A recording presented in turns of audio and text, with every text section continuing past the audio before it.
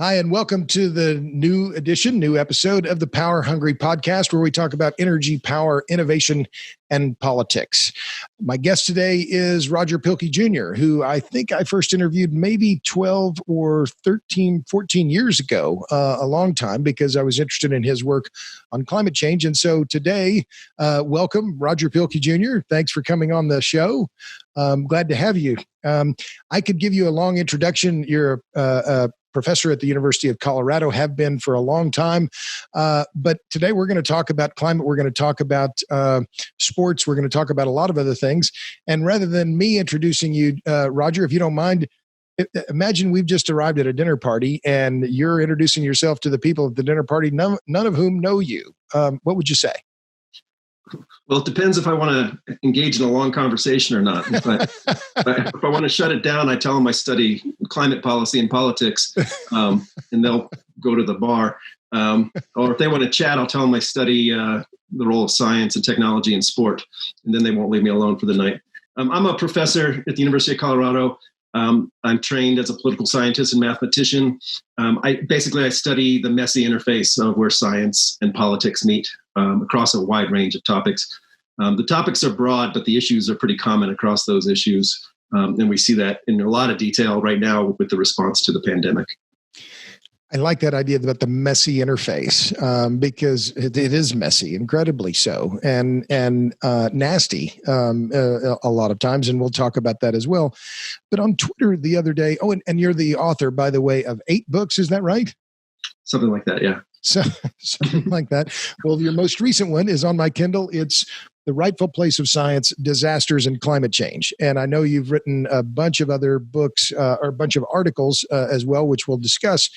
But on Twitter the other day, you put something on Twitter about a recent column that had been written by Martin Wolf of the Financial Times, in which he talked about the fact that we're living in an era of multiple crises. And he talked about COVID and economic disappointment, democratic legitimacy, global commons, international relations, and a crisis of global governance. And after I read that, I thought, hey, that's really talking about, in my view, talking about your work, that you really, a lot of your work is fundamentally about governance in sports and climate policy, in how policymakers deal with science. Is that a fair assessment? You talked about messy interface, but is ultimately, are you really focused on governance issues? Yeah, absolutely. Really, the tensions that we see in 2020, a lot of them surround. In many places, we want to have people involved in democratic governance. That means anybody can participate. But many of the issues that we deal with are really sophisticated, scientifically, technologically, and we need experts. And so how we balance out that democratic imperative to open up decision-making to anyone, how we balance democracy and expertise seems to me to be at the core of a lot of the challenges we face in 2020. So balancing democracy and expertise, and where is it playing out most, in your view, in what arena is that tension the greatest, the tension between democracy and expertise? It's the lockdowns that we're seeing now on COVID. I mean, where do you see this as most acute? We see it, I think, right now with the populist movements in the United States, in Hungary, in Poland, in Brazil, around the world, at the very highest levels of government. After the 2016 election in the United States, the New Yorker had a cartoon, and it was in an airplane. And it was something like people raising their hand, how many of you want Bob to fly the plane? And it gets to kind of the core of the issue. Of course, we want to train pilots to fly the plane. But at the same time, people have a say in where they're going.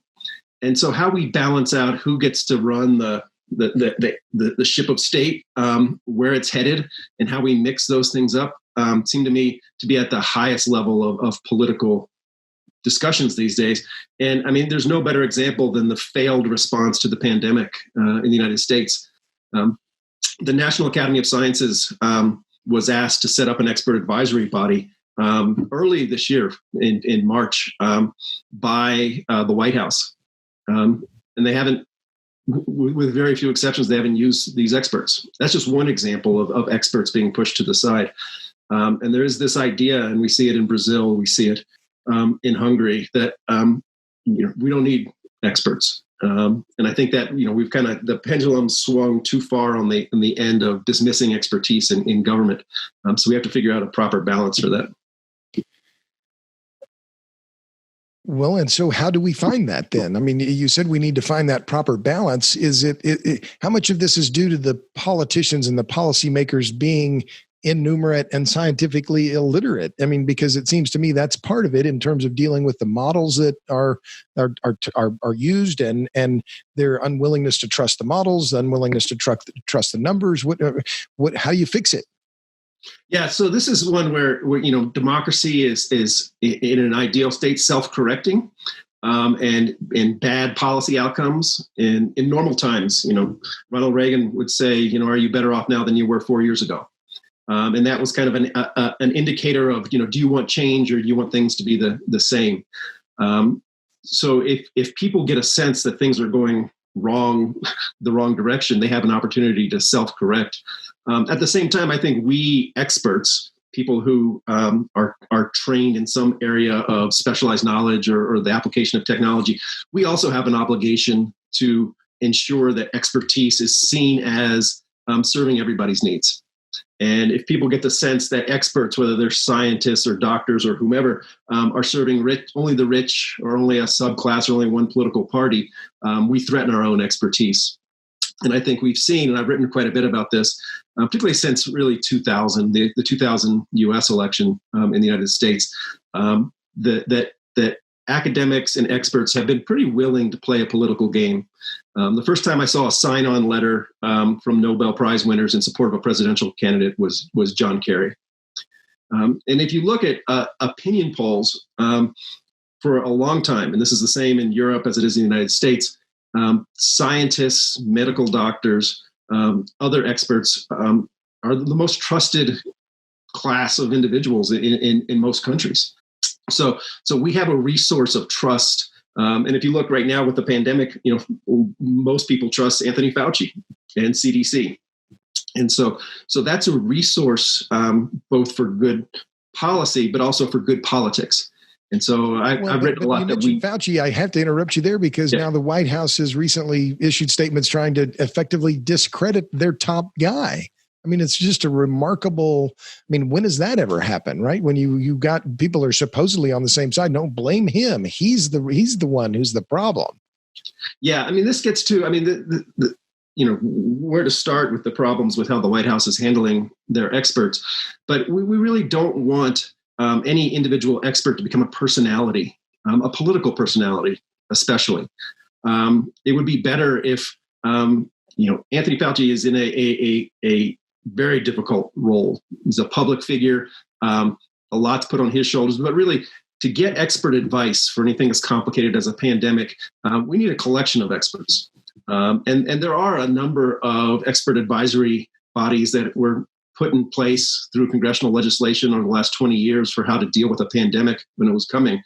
The problem is deeper than just the White House is going after Anthony Fauci. It's that the entire infrastructure of expert advice, policy implementation that was put in place over 20 years has been tossed out.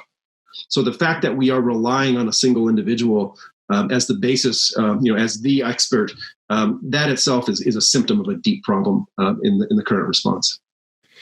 Well, I noticed in your book, Rightful Place of Science, that you talked about yourself being pressured back in 2001 when you were going to brief people in the George W. Bush administration about climate change. You wrote this, you said, "My surprise was that my colleagues were asking me to downplay and to even misrepresent my own research because it was viewed as being inconvenient in the advocacy effort on climate change. My work had found no evidence of a signal of human-caused climate change in the growing toll of losses from floods, hurricanes, and other extremes. While I had concluded that actions to reduce emissions of greenhouse gases made good sense, I also believe that pointing to the latest disasters and advocacy for action went beyond what the science could support and thus should be avoided." So you've seen this yourself now for 20 years. Yeah, there's of course, everyone wants science on their side. So one thing the science. The science. One thing we can dispense of right away is that some people are anti-science or don't believe in science. Everybody loves science. I mean, the problem is people love science too much. Or only the science that agrees with their view. Yeah, absolutely. I mean, it's very easy for people to go in and get out the best bits of the science that support the case you want to make. I've had students come to me often, and they'll say, I'm writing a paper, and I want to argue that the moon is made out of blue cheese. Can you point me to all the academic articles in the literature that support that thesis? And I said, of course I can do that, but do you want the articles that say the moon's made out of cheddar cheese or American cheese or whatever? And they'll say, oh, no, that doesn't help me. And so for us as experts, our credibility, our legitimacy is always enhanced when we play things straight. If an advocate on this side of a debate or that side of a debate wants to cherry pick or frame their issue the best way possible, that's their job. But I think we as experts, particularly when we're advising policymakers, have an obligation to, even when it's inconvenient for our own personal politics or whatever agenda we want to advance, have to play things straight. And I think, the climate issue is probably pretty extreme, but, we could talk about other issues where there are enormous pressures from within the scientific community to help advocacy in a particular direction, which means sometimes not playing it straight. Well, and that's been a lot of the tension around your work, right? Particularly when it comes to the issue of disasters and climate. But let me step back from that one for a minute, because I wanted to just put in context, you're a mathematician and political scientist. And this is a question I wanted to tee up right at the beginning. So how do those disciplines work together? Is there a natural affinity there? Is that, politics and political and voting? It seems like it's much more data driven these days than ever. How has it affected you being mathematically based and political science? How do those fit together? Yeah, it's interesting. My father, who's retired now, was a leading atmospheric scientist of his generation. He was one of the pioneers in modeling of the atmosphere, focused on weather modeling and regional climate modeling. And so I grew up in a household, and the apple doesn't fall far from the tree. And I always thought I'd be a physical scientist like him. So I grew up learning how to program in Fortran, and he taught me calculus at the dinner table when I was probably 7. At some point in my academic career, I had a chance to go to Washington, D.C., work for the House Science Committee. And I realized that, this again, complicated, messy interface where science and politics meet is much more interesting to me. It's turned out, the social sciences, as you well know, are often incredibly mathematical, sometimes too much. The short story is I got a math degree because back when I was in college, it was the shortest lines to sign up for classes, and I was good at math. So I took the easiest path. Okay, so let's talk a little bit about cancel culture. And to me, one of the things that was most remarkable in the last few months was this effort by Michael Mann, an academic at Penn State, Josh Fox, a filmmaker, Mark Jacobson, an academic at Stanford, Leah Stokes, an academic at the UC Santa Barbara, to block the airing of Michael Moore's film Planet of the Humans. To me, it was just wait a minute.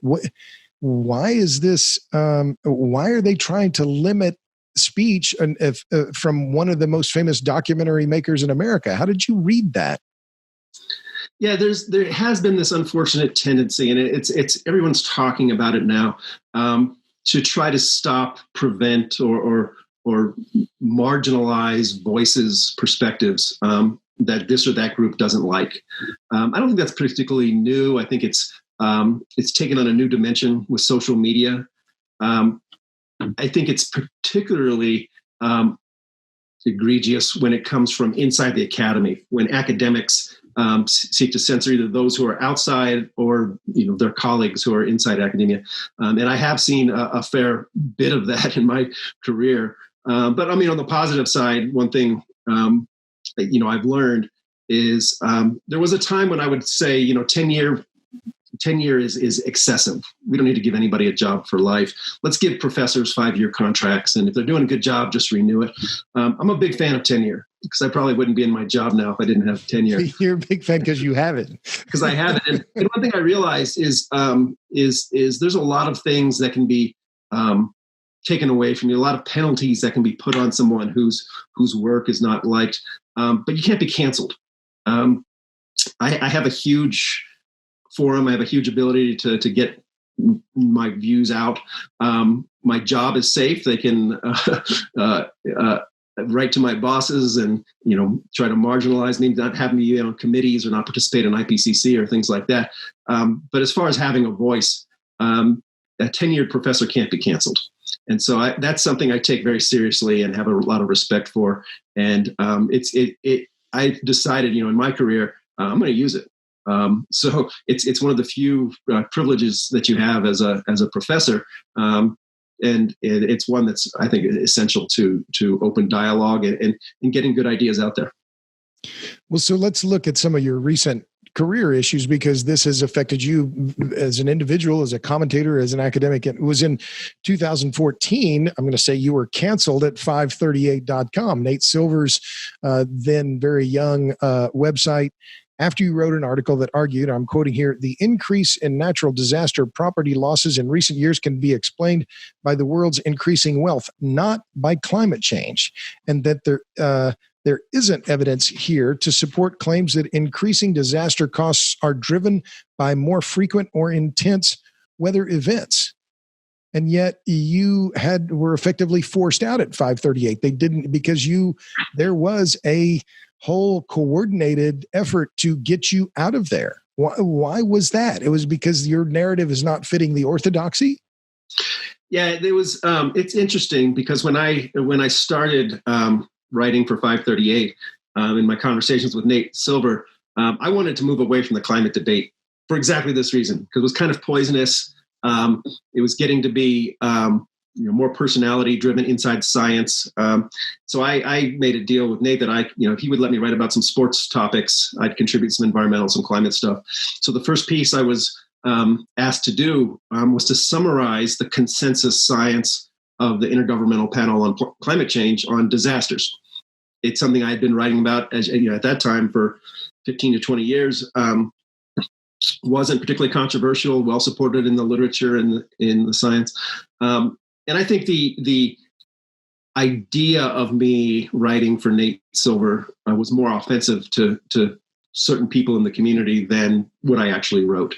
If you read it today, it stands up very well. It's still supported by the IPCC and the U.S. National Climate Assessment.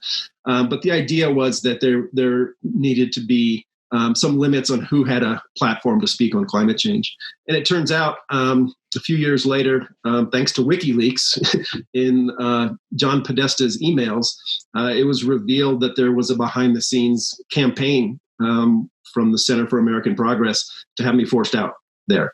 And you refer to this in the Rightful Place of Science, but you also then told, I think it was Keith Clore who wrote about this, you said that you were surprised at, quote, the degree to which the negative response to the piece in 538 was coordinated among some activist scientists, journalists, and social media aficionados. Paul Krugman referred to you as a known irresponsible skeptic. Here's a Nobel Prize winning economist attacking you. You don't, how did, I'm going to give you the TV reporter's question. How did it make you feel? Yeah, I think part of it was, I'd love to think my work and me, I'm also important, but part of it was that I was being used as a proxy for people to get at Nate Silver. And you have to remember at that time, he had just had a fairly ugly divorce from the New York Times, was setting up his own shop, was, looking to make a fortune, and left the New York Times not on great footing. And so there was a lot of people in the media who I had never talked to, like Paul Krugman, others who I think were using me as a proxy to try to take down Nate in his new effort. If an editor doesn't have your back, then, for me, that's not worth writing at that place. And I realize, the world of journalism is not like the world of academia. Journalists don't have tenure. So I can see how there's enormous pressure on people who write at different outlets to write in certain ways. And we see this playing out, just in the last couple months at the New York Times. I get it. I was just ahead of the curve, I guess, in the battle over who gets a platform and who doesn't. Well, so this legitimacy wars, this is one of the things, in fact, you have in your book, you have the section, why the climate wars are so angry. Why are they? It's a really interesting phenomenon where early on in the climate debate, the issue became attached to science with the idea that the science says we must do X, Y, or Z. And that was monolithic, that there was full agreement on the best case or the best course forward.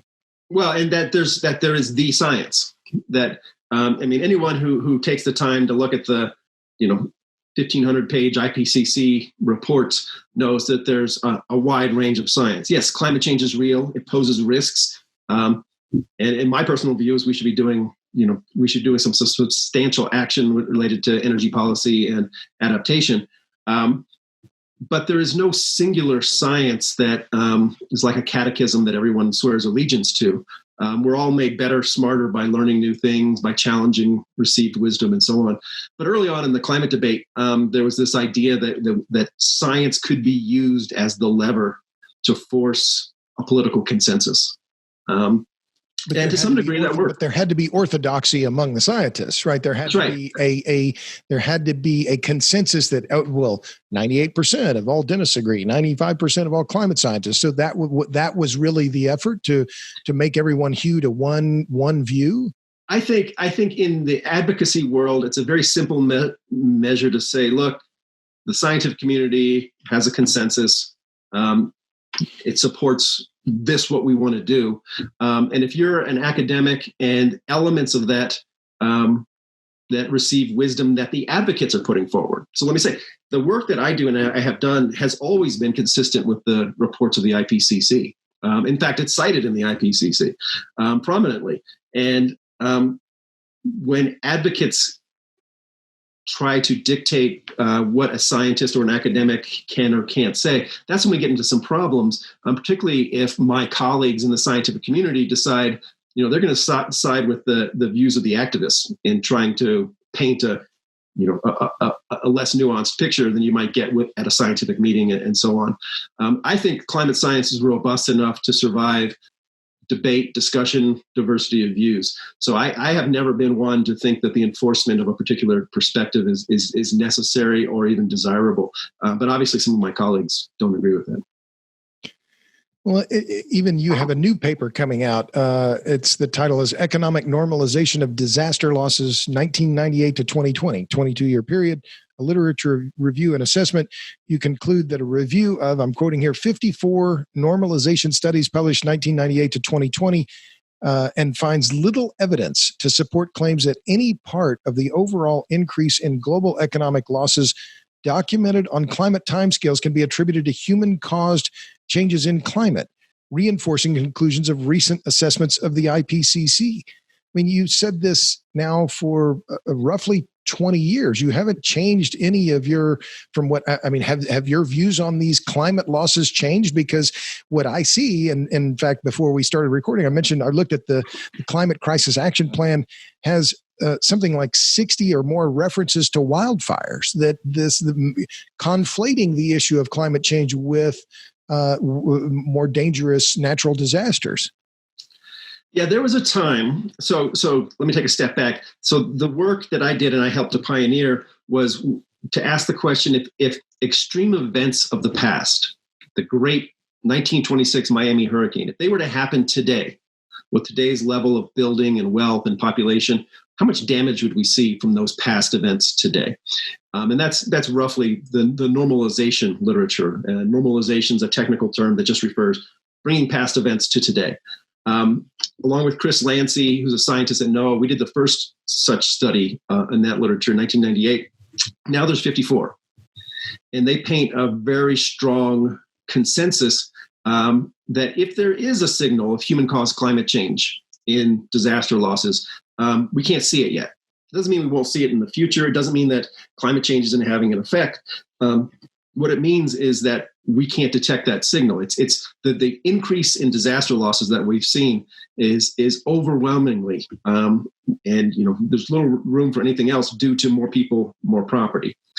So just to interrupt, so that's more people, more property building close to Miami, building close to New York, building on the coast, which is where people like to live. So that the increase, and I mean, this is of great interest to the insurance industry as well, because this is where they live, right? But the fundamental point, if I'm reading this back to you correctly, is that, we've seen the level of dollar losses may be going up, but it's only due to settlement patterns and the fact that there's more valuable stuff close to where it can be hit by hurricanes or tornadoes or whatever the case may be.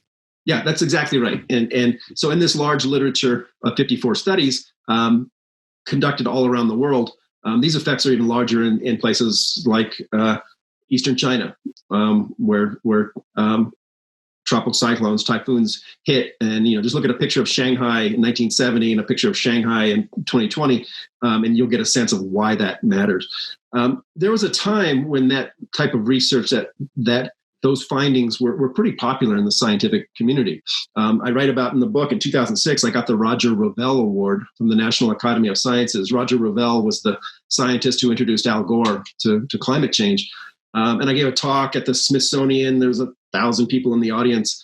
2 months after I gave that talk, Al Gore came out with his movie, An Inconvenient Truth, had a hurricane coming out of a smokestack. A little bit of trivia, the hurricane's spinning the wrong way, but all right. But there was a concerted... Wait a minute, do the hurricanes and typhoons spin different directions in the northern and southern hemispheres? Yes. Yeah, so he had a southern hemisphere tropical cyclone coming out of the northern hemisphere smokestack. Be that as it may. But there was a concerted effort around 2006 with Al Gore's movie, 2007, when the advocacy groups and funders for climate action came together to try to bring climate change home to the ordinary citizen.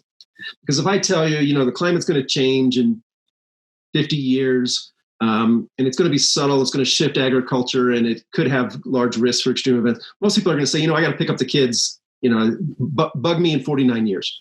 So there was a concerted effort among advocacy groups, and it continues to this day, to put extreme events at the center of public advocacy for climate action. So to interrupt, it was to make them fearful, right? And I looked again. I had the Climate Crisis Action Plan.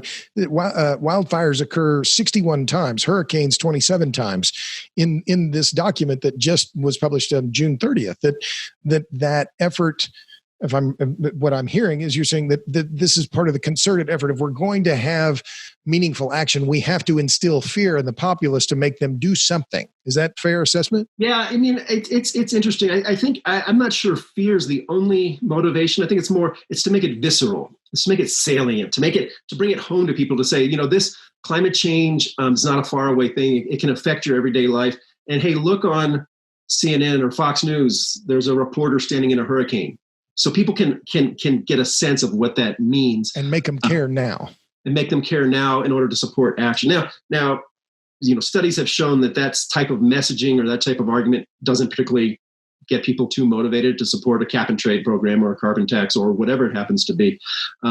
But what that did is it shifted the focus. And by that time, I had already been working on. I started at the National Center for Atmospheric Research in 1993. On a postdoc working on extreme events. So by that time, I was about 15 years into this topic. So it kind of put me in an awkward position. And having my pre-existing work then viewed as being contrary to an advocacy agenda is, I think, one of the factors which turned a lot of attention on trying to, not to discredit my work, because people rarely actually engage with my work, but to try to discredit me personally as a person or as an academic. Well, let's talk about then, because one of the things that, I like to have people on this podcast. I'm having a great time doing this, right? Because a lot of my career, I have to go through filters and, filters other people's funnels and whatever. And now I can do this directly. So you said that people tend not to read your work. So what is your call to action? Do you want people to follow you on Twitter? You're at Roger Pilkey Jr., JR on Twitter. What else do you want people to do when looking at your work? Where should they go to find you besides reading Rightful Place of Science? What else should they do? Yeah, what I ask people to do is to read things that I've written and not read things that other people write about me. And one of the most interesting things, I guess, becoming a minor character in the climate world, is that you get to discover that there are two yous. There's the real you, here's me, and then there's this avatar cartoon character that is painted by mainly by your opponents, people who want to do damage to you, on social media and online. So I read things that are written about me and my supposed views, and I think, boy, that guy's an ass. He deserves no place, right? I wouldn't want to be around him. Right. How can anybody be so dumb as to write those things? And I mean, it happens not daily, but weekly, where I'll be mentioned in the media, and someone will refer to me based on something someone else wrote about being let go at 538. Not to mention that, hey, I've had dozens of peer-reviewed papers and several books come out since then. So that what I would ask people to do is just read what I've written. And if you have questions, just ask me. I'm easy to find. I'm online. Well, and so your most recent book is Rightful Place of Science, Disasters and Climate Change. But you revised this. You came out with it first in 2014 and then reissued it in 2018. Is that right? That's right. So why the revision, and what was the difference between the first version and the one that I have now on my Kindle? Yeah. So, the good news about looking at extreme events is that every day we get new data, new information. So between 2014 and 2018, we had 4 years additional data on hurricanes around the world, on floods, on drought. There's new assessment reports that come out. I fully expect I'll do another update in 2022. And so you're going to come out with another edition of the same book then in 2022. Don't need a new title. Don't need a new publisher. That's good. No, it's. You take your graph of hurricane landfalls and you add on 4 more years because people want to know. What's the latest data say? What's the most trend? Yeah. And when you deal with climate, you're usually talking about 30 years or longer. So you don't see trends emerge quickly. But there is this idea, and it's common. It's common in my students when I give talks to the public. That there's been this dramatic uptick in hurricanes, in floods, in drought worldwide in recent years. It's become conventional wisdom, and it's just not true. And so I encourage people to look at the data, and it's jarring. When I came to the climate issue, it was a boring topic that old guys at the Illinois State Water Survey would collect data for years and put it in their spreadsheets, and it wasn't that exciting. But to get a sense of what climate can do over 100 years, if you want to know, what hurricanes can do, just imagine the 1950s, which was tremendously active with hurricanes going up and down the East Coast. The 1920s, where Florida was in a bullseye. Once you get a better understanding of climate and climate history, you can get pretty, I guess, some cognitive dissonance when you realize that we're actually living in an era of pretty good fortune. Things could be, and they probably will be again, much worse due to human-caused climate change or not.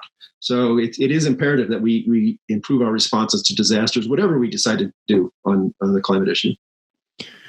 Well, so, and the bottom line there is that, in fact, and other people have made the same point, but I'm going to read back what I'm hearing you say is that, in fact, that not only are these natural disasters less costly, they're not as deadly. There are fewer people dying of extreme weather than ever before. And Alex Epstein's done a lot of work on this about, well, it's because we're using more energy that we're safer now, which is the flip. I mean, it really flips that a lot of this argument on its head about, oh, we need to use less. Well, no, my view is, in fact, looking at electricity demand patterns around the world, we're using a lot more energy, and we're going to use a lot more energy in the future because we're going to need it to stay safe and comfortable. Yeah, one of the great, this is really one of the underappreciated scientific success stories of the 20th century. And that's the dramatic reduction in the human impact of extremes. We're not there yet. There's still a large human impact. But if you take, for example, look at the Indian Ocean basin and realize that in the 1960s, routinely 10,000 people would die from a single storm annually. in that basin because of a lack of warning, lack of infrastructure. 1991, Bangladesh cyclone saw a reported 130,000 people die. Even in this century, we've seen large impacts. Today in 2020, those storms are well warned. There's effective evacuation and protection. And so the way that we've been able to cope with extremes has been notable. Now there's exceptions. Hurricane Katrina was an absolute disaster in the United States. We see earthquakes around the world in places where there's not building codes and poor structures, and a lot of people die. So there's a lot of work yet to be done. But at the same time, we have to recognize that through the application of science and technology, we've done a fantastic job globally overall over the course of a century, making the world safer for people. And that's a good thing. And so studies have shown, there's a recent study that came out last year that showed for all extreme phenomena, every place around the world, vulnerability has been going down. And that's great. And that's an ambition of the UN Sustainable Development Goals to keep that trend going in the right direction. And I think that's the scientific community deserves a lot more credit for that than it's probably been recognized.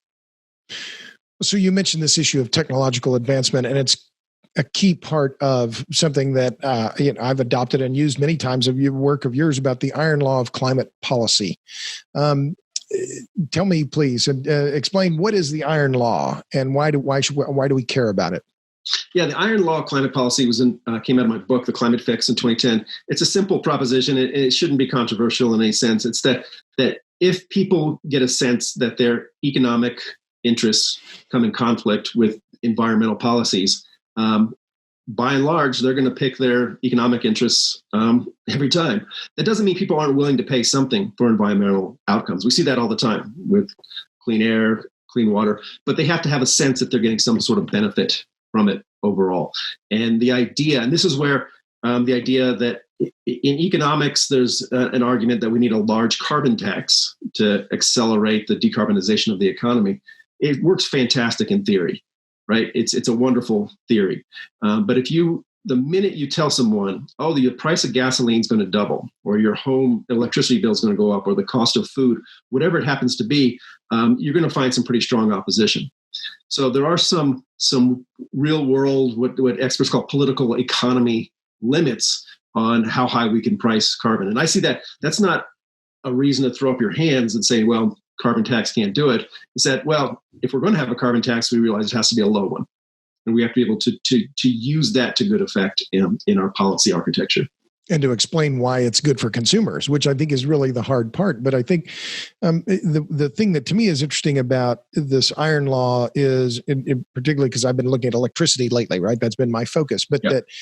that the coal market globally remains strong, right? Yeah. Particularly in Southern Asia, that coal-fired power plants are being built today in Japan. Germany just recently opened a new lignite-fired power plant, which is the lowest ranked coal, therefore the highest CO2 emissions. So Japan's building or planning to build 22 new coal-fired power plants. The country that gave us the Kyoto Protocol is saying, well, we're going to prioritize economic growth, not climate policy. It seems to me, is that an example? My question is that an example of the iron law at work? That is, in a sense, that's national self-interest, not individual. But Japan is a great example that, given the choice, a bunch of islands with not a lot of domestic energy resources, given the choice of politically unpopular nuclear, which is very low carbon, or turning the lights out, or not having air conditioning in the summer in Tokyo, they're going to pick the energy. And they're going to pick the source that they can most readily deploy. To me, that says that things aren't going to change. We're not going to accelerate our decarbonization until we have the technologies at scale and economics that can be deployed in places like Japan, Indonesia, Vietnam, elsewhere, to provide large-scale modern energy services to people. And if you don't want them to be carbon intensive, then we have to advance the technologies a bit further than they are.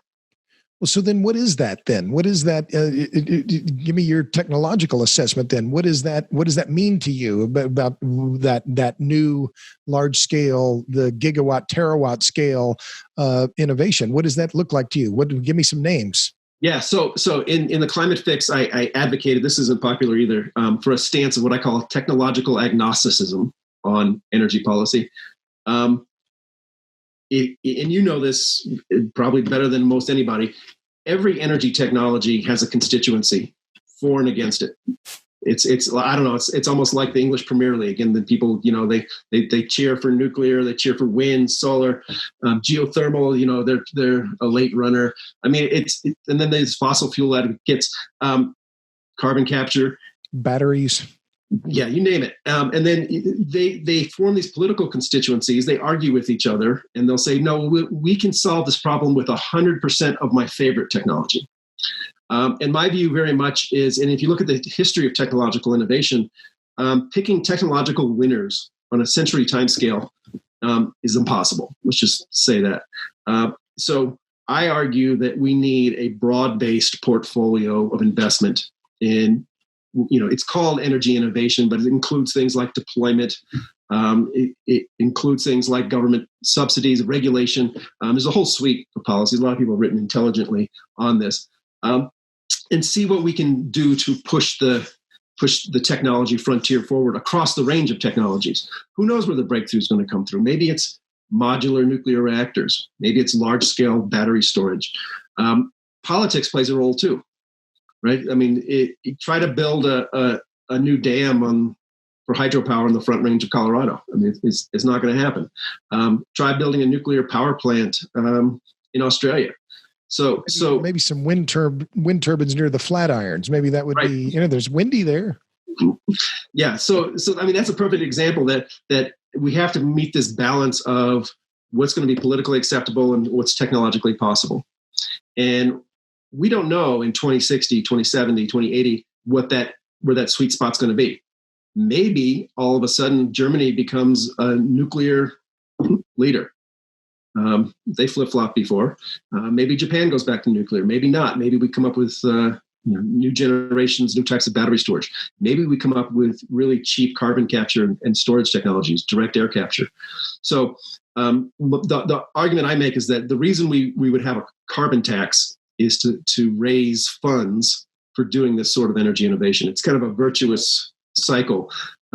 But are you hopeful because I go back and forth, honestly. I mean, whether we're really going to see, nuclear energy technology is really the only thing that's new in the last several hundred years in terms of new energy. Solar and wind, these are ancient technologies. This is not something that's new. And the other part that makes me skeptical is just the enormous scale of global consumption. So are you really hopeful about that? Because everybody, innovation, we need more innovation. Well, of course we do, but are you really hopeful about that? Or tell me where you come down on that. Yeah, I think it's perfectly fine to have aspirational, long-term, call them hopeful goals or targets. But too much of the climate debate has become about longer term targets.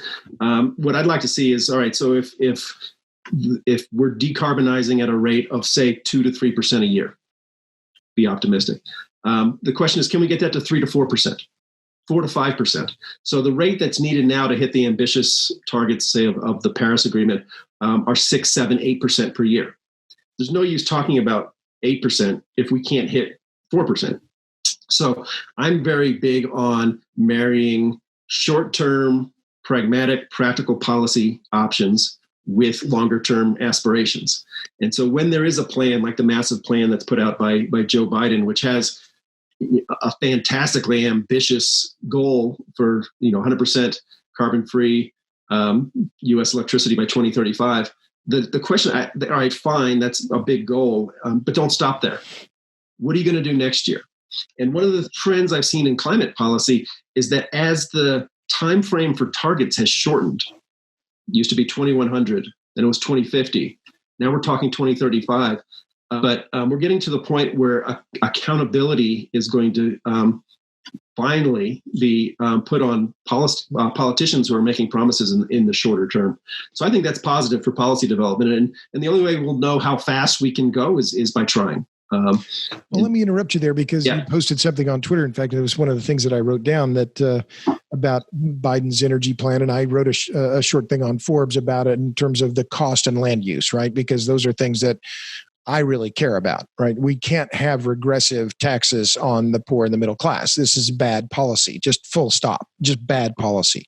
We need to keep energy affordable and as clean as possible. Absolutely. But California is the object example or a lesson in some of these policies that are dramatically increasing energy prices. But I digress.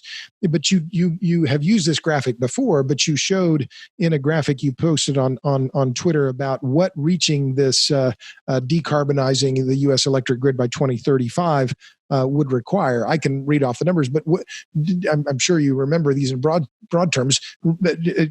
Reducing those 2,700 terawatt hours per year of hydrocarbon fueled electricity per year, what would that require to zero it out by 2035? Yeah, there's two sides to it. So there's one side, which is the deployment side. So we're going to deploy new carbon-free energy. And the other side is what I call the decommissioning side. We got to shut down a bunch of fossil fuels. So we need to have a sense of what's the pace on both sides of that equation to actually hit the target. And in a round number, and I use nuclear power plants as a measuring stick. I don't have a problem with nuclear. I'm not a big nuclear advocacy guy, but everybody knows basically what a nuclear power plant is. Roughly 1,000 megawatts, 1 gigawatt. Yeah, right. 1 gigawatt hit Joe Biden's target. The equivalent of carbon-free energy of one nuclear power plant every 2 weeks, starting January, all the way through 2035. At the same time, we have to retire every 2 weeks a fossil fuel power plant of 1 gigawatt size. And until I see the plan for how this deployment occurs, and at the same time, and this is the part nobody ever talks about, what's the plan for shutting down existing infrastructure or attaching a carbon capture and storage, which doesn't exist, facility onto each one of those? I don't take the plan seriously. You can talk all you want about subsidy reform and creating incentives and so on. All those things may be wonderful things, but until you have a plan that translates the target into a deployment schedule and a decommissioning schedule, we don't have a policy proposal yet. Well, and that's what you said. It was on the slide that I just snapped. I screenshotted it here. You said any net zero plan needs to show its carbon-free deployment and fossil fuel retirement schedule, or it is just not plausible. And that's the part where I've done interviews with people about this. Oh, well, we need an aggressive target. We need an aggressive target. Well, okay, yeah, may need that. But what is being discussed here is just in fairy tale land. I did my own calculations. You spurred me to do some of my own math. If you used wind turbines, 3,400 megawatts of wind turbines every 2 weeks, that's 88 gigawatts every year for 15 years. Well, okay, so 88 gigawatts. The United States today roughly has about 100 gigawatts of wind.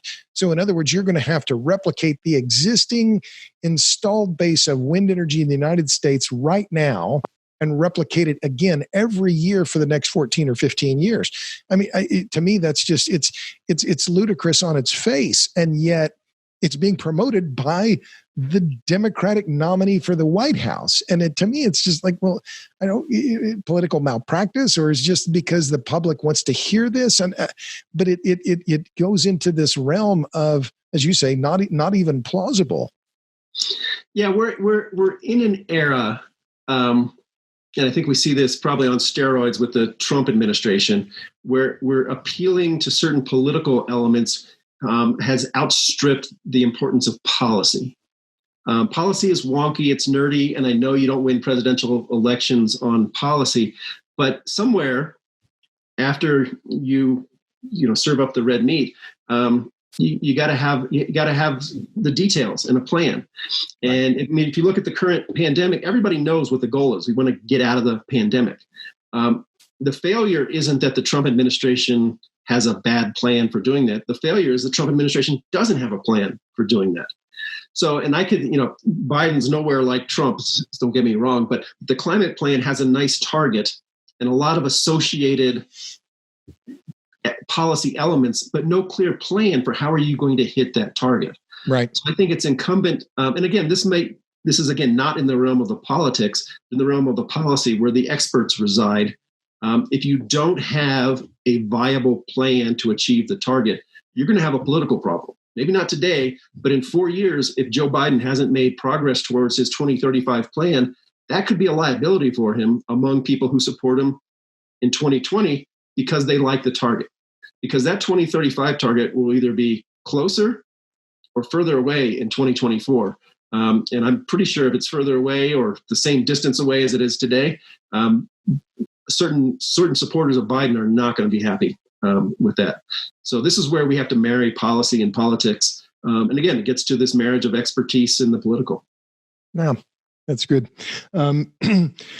I'm going to finish this part about the legitimacy wars. Then I want to talk about modeling and then shift to sports. And, this has been great. I love this stuff and I know you do too. So we could talk all day, but we won't.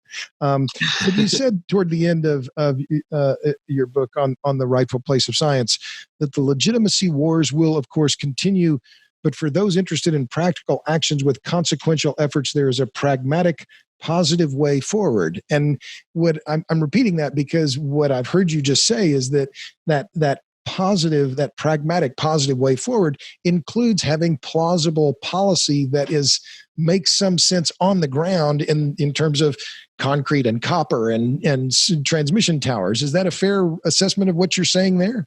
Yeah, absolutely. I mean, what I want to see is, people can come up with their targets for 2035, for 2050. I want to see what's the goal for 2021, 2022. What legislation is going to be presented to Congress to pass that's going to make these things happen? Because the policy has to be in the form of a bill, right? It has to have some targets, right? That are actually going to say, well, this is what we're going to do. This is what we're going to do. It can't be, this is how much we're going to spend. It has to be, this is what we're going to do. Of course, you spend to achieve the do. Right. But on climate, I mean, if we're going to actually take on this challenge in a much more serious way than we have, then it has to have a bipartisan, in the United States, a bipartisan consensus. I haven't seen it yet. And a lot of people, and it's not because, it's sitting out there and it's obvious. It's a hard problem, obviously. But the fact that we haven't opened up discussion and debate to a wider range of views and perspectives leads me to think that a lot of people are happy with this being merely political, not a policy challenge. Okay, so let me shift on to the issue of modeling, because we kind of talked about that a little bit early on, and you're a co-author of a recent paper on the ethics of modeling, and you talk about, you're critical of the misuse of models. You've been particularly focused on the RCP 8.5. So what is that? Just run me through what your recent paper on the ethics of modeling, and then let's shift to the 8.5, if you don't mind. Yeah, along with a group of, I think it was 23 or 24 colleagues from around the world, led by Andrea Saltelli, who's at the University of Bergen.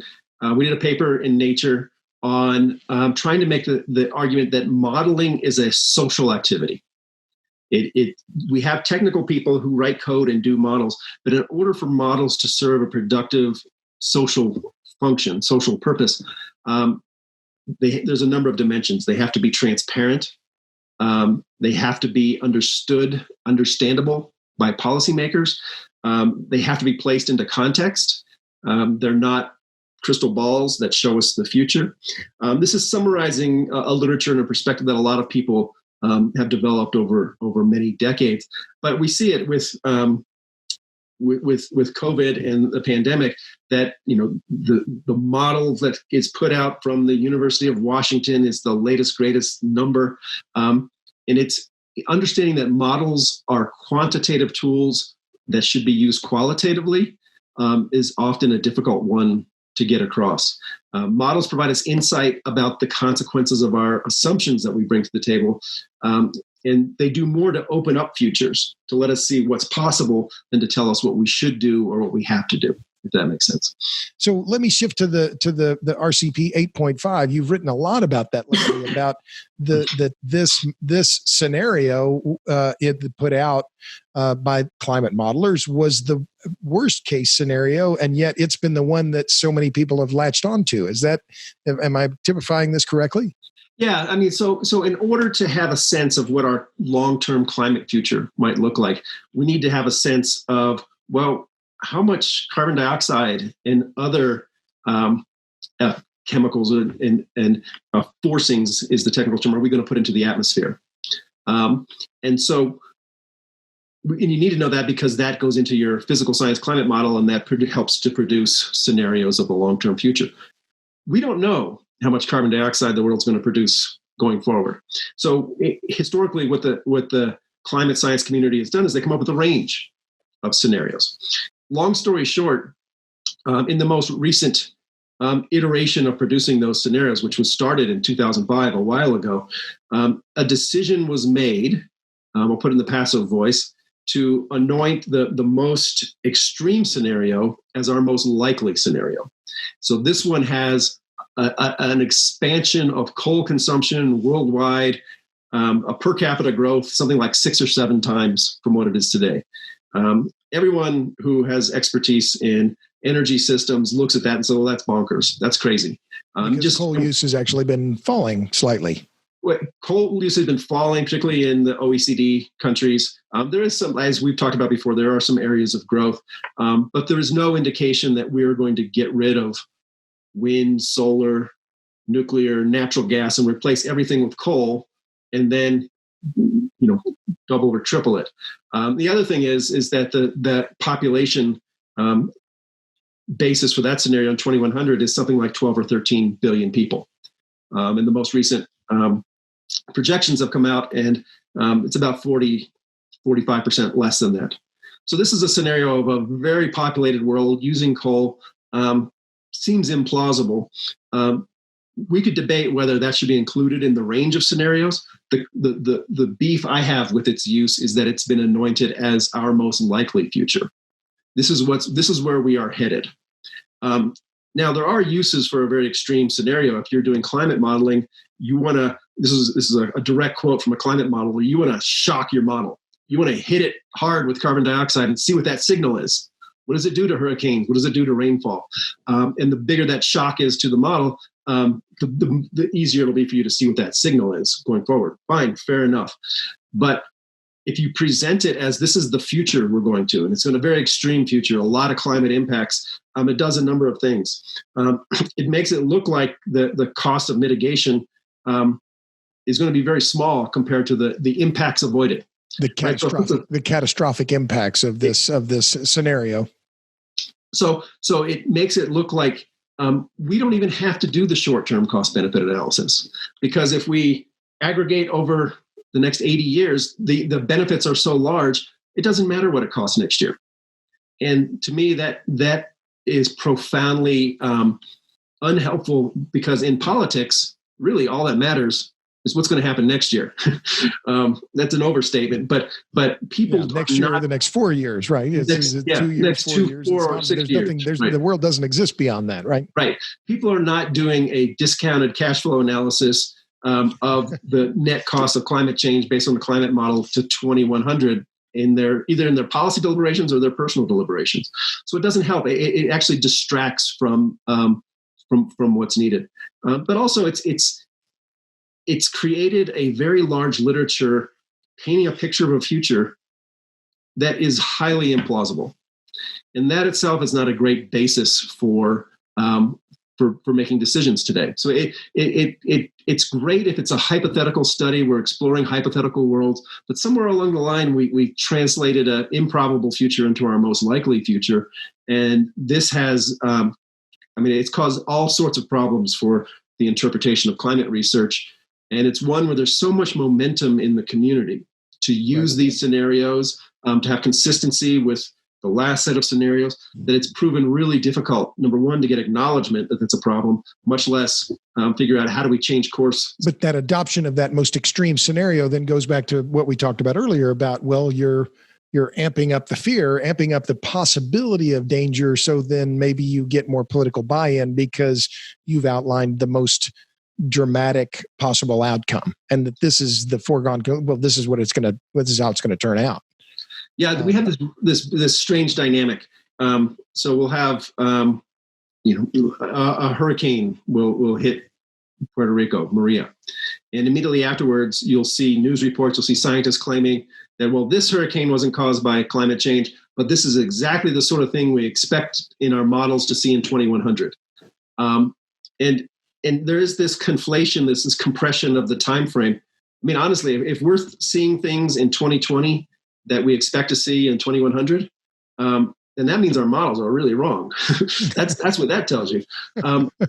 So there is this this promotional aspect that certainly the extreme scenarios fulfill. Okay, so let's shift to sports, and before I shift to the sports, I want to just talk about where you are in the university, because one of the things that I've been following what you've been writing about in Twitter, and what's going to happen with the university and higher ed in general in the wake of COVID, because the destruction that's underway here. I say this as a father of a child who's going through. He's facing his last 2 semesters at university, and we're facing a big tuition bill for him maybe taking classes online. Well, so let me talk about the sports part of this first, and then I'll ask about the broader issues at higher ed, because you've been at this game for a while. Are we going to see college football in the fall? And if not, what does that mean for all the women's sports and all the other sports? Not that all of them are completely funded by football, but football is the cash machine that funds almost all of the rest of college sports. If we don't see college football this year, what does that mean for university sports in general? Yeah, well, let me say, I don't have any inside information. But if I'm a betting person, no, we're not going to see college football this fall. We're not going to see college sports at all this fall. And we already see, some going in that direction down that slope, whether it's the Ivy League or the Patriot League, or the decision by the Power 5 schools to go conference only. They're already reducing it. We're going to get to a point. My hypothesis is we're going to get to a point where athletic directors and university presidents are going to see this reduction in the fall schedule and the reduced revenue that comes with it, and they're going to roll the dice. They're going to say, all right, let's do it in spring. Cross our fingers, maybe we'll get 80%, 100% of our revenue. I do think greed is a big factor in the decision making. So I think once we get to 50% schedules, that'll probably be a tipping point to push things off. I mean, then they're putting all the chips in the middle because maybe spring gets canceled also. And how you would do the logistics of football in the spring and what it means for the students is a whole mess. It's going to be devastating. The university athletic departments are driven by football almost everywhere. A few places get significant basketball revenue, but what that means for college sports, but what this done is it's revealed what most of us in the area know to be the case, but it revealed that college athletes, mainly football players, some basketball players, are the economic driver. Tens of millions, hundreds of millions, billions of dollars. And so if that doesn't open people's eyes to some of the fundamental problems in college athletics, probably nothing will. So that's one part of the university question now. But what about the broader sustainability of the university model? I wrote about this in my book in 2014. You have a decreasing number of qualified incoming students who are freshmen coming into the system. Now you have that's been ongoing for a while. You have the university system that is generally overbuilt and overstaffed. Is this a much needed correction? And how? I know I'm not asking you for your crystal ball, but you're at a state-funded university, which may be a little safer. Which schools are most vulnerable here? Yeah, I think. Well, obviously, private universities, particularly small private universities, are enormously vulnerable because, as you said, maybe if you're a Harvard or a Princeton, people will pay to Zoom from their room, but there's a lot of schools where people will say, you know what, it's the cachet associated with this particular private school isn't, worth 10 times, 20 times what I'll pay at my community college. Right. So that's a big risk. State schools, and Colorado, where I'm at, is one of them, have become increasingly dependent on out-of-state students paying more than a market price to subsidize in-state students as state governments have decreased their subsidy of higher education. So I call this a deal with the devil. We at Colorado are tremendously vulnerable because we lose money on in-state students. So if we see a big shift from out-of-state to in-state, it's going to create huge budget issues for us. Part of this is political. The state legislature has to decide, do we support this in-state, out-of-state model that state universities have, and which is in law. One thing that state universities you might see them start doing is going towards a more market-based price for tuition. How much does it actually cost to deliver that on-campus big in-state school experience, including education, but obviously there's a lot more than education, football games, the rec center, food halls, dorms, and all that. And if the state wants to subsidize it, they can send a check directly to the student and their family. And so at Colorado, in a round number, we charge in-state students like $15,000 a year and out-of-state students like $40,000. And so the market price for us is like $21,000. So it would cost more for in-state students. So that may be one of the long-term effects here, is just that the universities are going to have to shrink, but they're going to have to charge more.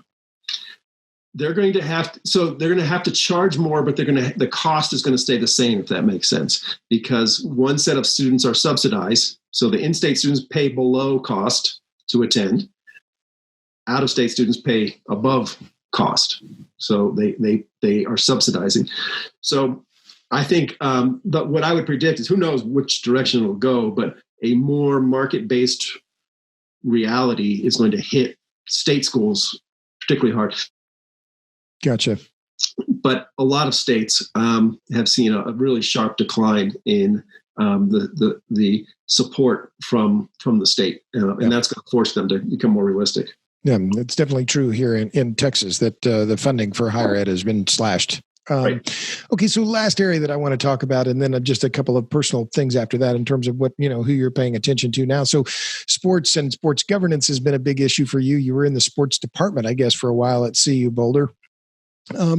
You've done a lot of work on the issue of both doping and sex identification, and you were involved heavily in the Caster Semenya. I think I'm saying that right. Yep, that's Caster right. Semenya case.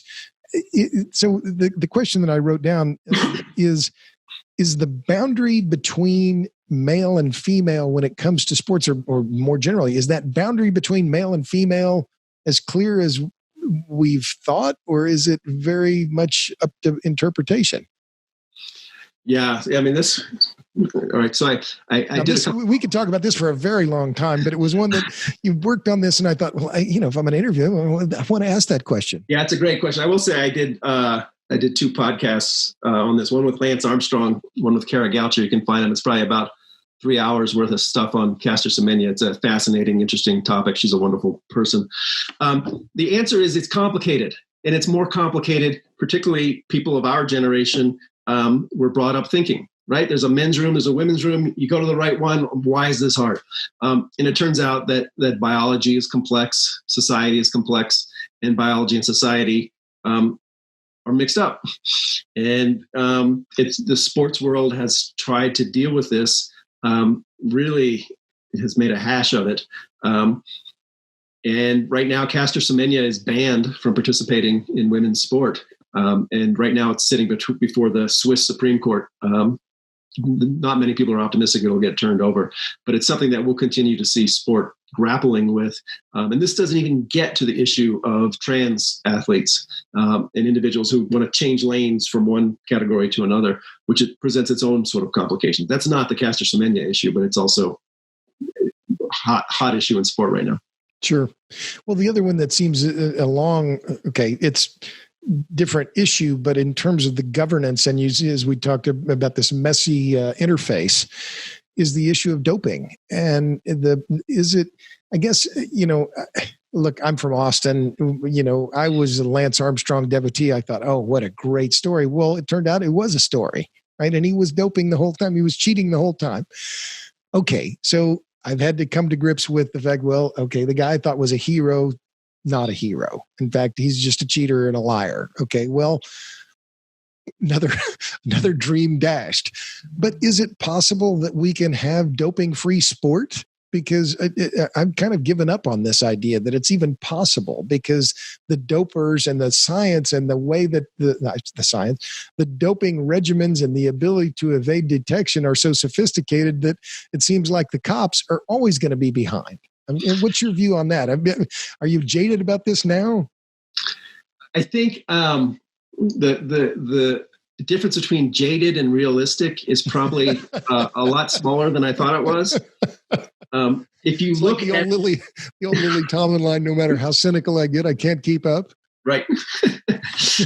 If you look at studies, and there's not many, but if you look at studies of the prevalence of doping in elite sport, in a round number, there's a lot of variability, and this is based on a study of track and field, but in a round number, it's 50%.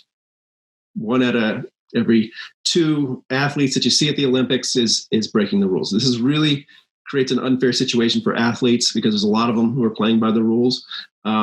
But the degree of breaking the rules and doping in sport is so great that for the casual observer, you could excuse them for being deeply cynical about any record or victory and so on.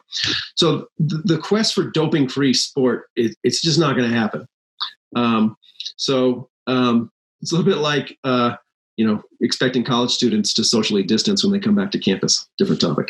But it's just not going to happen. So the question is, what kind of doping do we want in sport? And right now, just to give an example, WADA, the international organization that regulates doping, they have more than 300 substances and methods on their list that are prohibited. They can't police that. It's too much. They don't have the resources. They don't have the drug testers. As you said, there's advanced regimens that can be used to evade detection. What I argued in my book was we need to shrink down the prohibited list to something that's manageable. What are the big ones? Is it EPO? Is it steroids? Is it amphetamines? What are the ones we definitely want out of sport? And I use what I call the caffeine test. So caffeine, as everybody knows, is a fantastic performance enhancer. I dope up with caffeine every morning, 5 a.m., and it works. If a substance has less of an effect on human performance in sport than caffeine, why are we worried about it? Because caffeine's legal. So there are some tests we can put that are probably pretty practical, make sense. And the other thing is we should let athletes have a much bigger role in deciding what's prohibited and not prohibited. In international sport, the Olympics and so on, anti-doping is something that officials do to athletes. But if you look at the PGA or the NFL or Major League Baseball, anti-doping is something the athletes do to themselves through their players' unions and representatives. And the NBA, which I view as much more player-dominated, player-controlled, has their own doping regulations that, in my view, are much more player-friendly than the other leagues. Is that how you see it? Do that again. It was broke. You froze up there. Oh, sorry. So the NBA, among those, you mentioned major league sports, that among those major league sports, the NBA is much more dominated. The players have much more power in determining how they're regulated, that the doping regulations in the NBA are much more favorable to the players than in the other leagues. Is that fair? Well, I mean, you could make an argument. Is the NFL more lax for its players or is MLB? One thing that I think is safe to say is that in those circumstances where athletes have a large say in how anti-doping is implemented, they are much more relaxed about anti-doping than you see in the international sporting world. So, for example, if you get caught with testosterone in the NFL, you might serve a 4-game suspension, and it won't be announced. You'll just be suspended. In the Olympics, same substance, you'll be suspended for 4 years. So in the NFL, the testosterone test that they use is not state of the art. It's a generation old. So giving athletes a greater voice, having a greater role for actual science and evidence, and then focusing anti-doping on the things that really we care about are 3 steps we could take: realistic, more transparent, and have the sport that people can say, all right, I get it. People cheat, but it's not as rampant or wholesale as it might be today. Gotcha. Okay, so just a couple of closing questions for you. So you've been at this game for a while. Whose work do you admire on these fields that you're working on? Who do you read when you want good information? Who do you like to read? And what books are you reading now? What books am I reading now? So I am focused on economic growth, technological innovation. So I'm reading. I have a set of books. I just got the new Thomas Piketty book, which is 8,000 pages. That's on my bedside table. I have to say that I come from a area of scholarship that's it's variously called science and technology studies or science and technology policy, and these are scholars who study things like trust and democracy. So like Stephen Hillgarden or Sheila Jasanoff. These are just academic names that people know. They know them, but they can Google them. Jack Stilgo in the UK, James Wilsden. There's an impressive amount of scholarship that hasn't really hit the mainstream, I guess, looking at messy questions about modeling, about information, trust, and democracy. That I think this is what I include in my syllabi for my graduate courses, to introduce people to the fact that we don't have the science and the politics, and we keep these worlds separate, that they're messy, mixed up together. There has been, and I often promote people on my Twitter feed, an impressive amount of voices that are new to me in the COVID world from epidemiology, who have focused on trying to make epidemiological models accessible, understandable to people, to know their limitations, to put them in place. My close colleague, Dan Sarowitz, he's the editor of a journal called Issues in Science and Technology, which has every month a set of really interesting, provocative articles by people at this space. One thing that you'll find is when you get into this literature, it's not often political red meat. It's complicated. It's nuanced. You don't know the political orientation of your readers. They delve into policy issues, and you may come away thinking, "Wow, this is really complicated." After you read it, which for me is, that's the purpose of it, of education. But that's where I spend most of my time these days. So, last question, and I promise this will be the last. So, what gives you hope? What are you hopeful about? What are the things? Because I look around sometimes and I wake up in the morning and I think, God, political system is problematic. We started with talking about Martin Wolf and all the things that are challenges that are facing us in terms of democracy and governance and dealing with the coronavirus and the economic depression that is facing us and joblessness. And what gives you hope? Yeah, I think, and I often have these discussions with my students, that if you are to be a practicing policy scholar or a policy analyst, you probably have to have an optimistic disposition to carry on in that field. Because boy, because otherwise you give up and throw up your arms and say, screw it. So, my sense is, I'm not going to, beat around the bush. It has been a rough time under the Trump administration for people who care about competency, expertise, effective decision making. And this is not a left or right statement. This is a pure competency statement. That the things that we expect government to do, like follow a pandemic plan, to provide data and so on, it's just failed miserably. So I guess the optimistic view is, with an election coming up, maybe we've seen the bottom of that, and maybe, and that's not to say that electing Joe Biden's going to fix everything. It's not, but maybe we're going to be entering into a renewed culture where we recognize policy matters, expertise matters.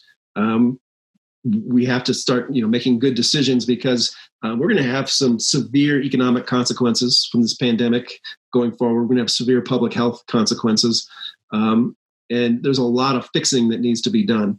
I'm optimistic because we have people who care, who are experts, who can work well in political settings. We just need to get past this. And it didn't start with Trump, but we need to get past this era where people substitute political values disputes for effective outcomes, things they care about in the policy realm. And I am optimistic that maybe we're about to turn that corner, and outcomes are going to matter to people, because there are going to be some bad ones down the road. That's good.